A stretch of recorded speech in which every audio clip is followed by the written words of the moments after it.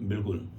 मैं पहले चीज़ तो ये समझ लीजिए शालिनी कि मैं छात्र जीवन में अखबारों को, पत्रिकाओं को, या उस ज़माने में टीवी तो नहीं था सामान्य, लेकिन रेडियो से मैं अपडेट रहता था।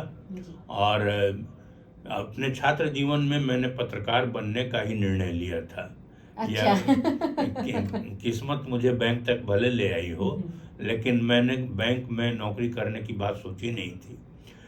और मैंने पत्रकार बनने का सोचा था, और इसके लिए मैं एकेडमिकली बैचलर ऑफ जर्नलिज्म करना भी चाहता था, और बाद में मैंने किया भी।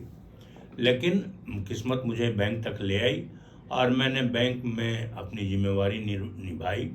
35 साढ़े 35 साल तक मैं इसी पलामू में ग्रामीण बैंक में मैनेजर रहा।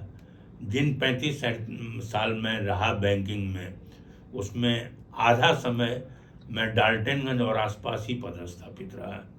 मैं इसी मेदिनीनगर तो, और 34 साल से डाल्टनगंज में हूँ।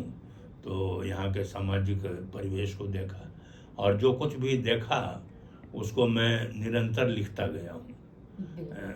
ये उसमें ऐसा कुछ भी नहीं है मेरे लेखन में जो भोगा हुआ यथार्थ न हो। मैं सिद्धांतिक बातें मैं कम लिखता हूँ, और मैं अनुभव ज़्यादा लिखता हूँ। आपने जो कुछ भी मेरा पढ़ा होगा उसमें अधिकांश चीज़ें संस्मरणात्मक हैं। जी जी। और यह भी आप देखेंगी कि जो जिस चीज़ की आपने चर्चा की, मैंने सोचा नहीं था कि इस रूप में इस शहर में मेरी पहचान बन जाएगी।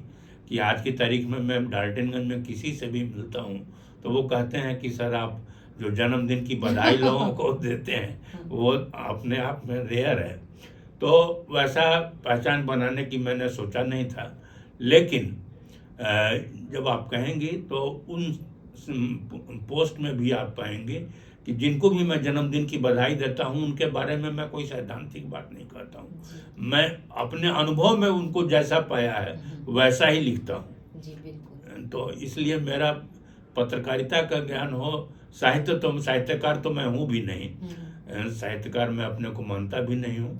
लेकिन पत्रकारिता के हिसाब से अगर आप कहें तो मैं वही लिखने की कोशिश करता हूँ जो कुछ भी मैं देखता पढ़ता रहा हूँ।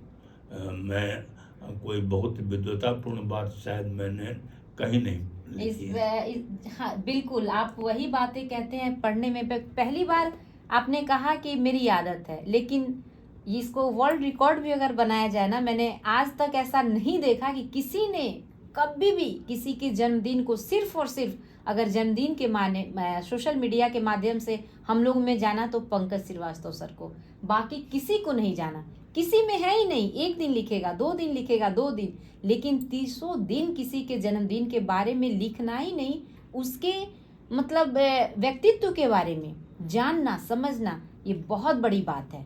जहां हम अपने में खो जाते हैं वहां आप दूसरे की तस्वीर के साथ और उसकी जीवन की पूरी चर्चा के साथ आप लेकर हाजिर होते हैं। नहीं नहीं, ये तो ये अलग बात है। लेकिन ये भी आप समझिए कि शहर हमारा बहुत छोटा है, और इस मतलब 34 वर्षों में इस 17 साल मैं एक बैंकर के रूप में रहा।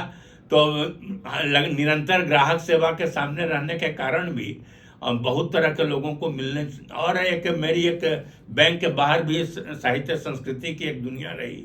मैं प्रगतिशील लेखक संघ का अध्यक्ष रहा, इप्टा से मैं जुड़ा रहा, और भी जो साहित्यिक सांस्कृतिक संस्थाएं हैं, जो व्यावसायिक संगठन हैं, जो गैर सरकारी स्वयंसेवी संस्थाएं हैं, उन सारे लोगों के साथ मेरा इंटरैक्शन रहा।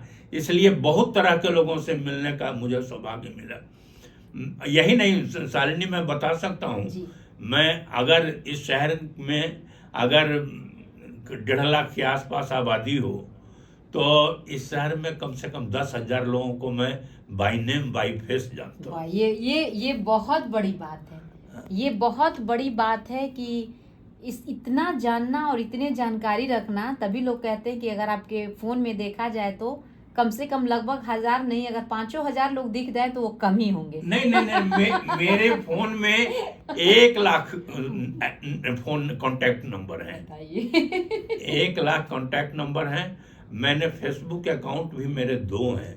एक जो डाल्टनगंज के लोगों के लिए मैं इंटरेक्ट करता हूँ, और एक जिसमें मैं कि पूरे पलामू से बाहर हिंदुस्तान के शेष इलाकों के लोगों से, जिसमें कन्याकुमारी से लेकर श्रीनगर तक लोगों से मैं संपर्क करता हूँ। वो अकाउंट मेरा अंग्रेजी में पंकज श्रीवास्तव है, और जो अकाउंट आप देखती हैं वो हिंदी में पंकज। इसमें भी देखिए, ये बहुत बड़ी बात है। ऐसे में श्रोताओं, आप सुन रहे हैं रेडियो सम्राट पे, आज हमारी बातें हो रही है पंकज सर से,